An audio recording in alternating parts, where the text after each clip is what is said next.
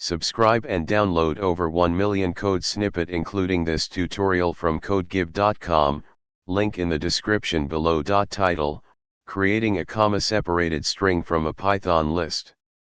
Introduction.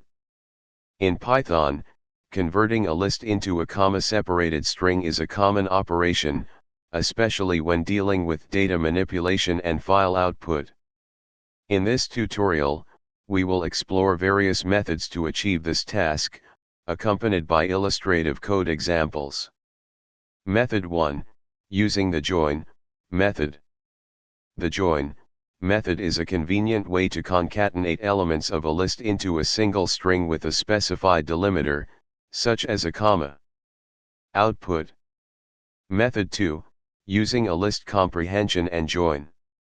This method combines list comprehension with the join method to create a more concise one-liner. Output. Method 3, using map and join.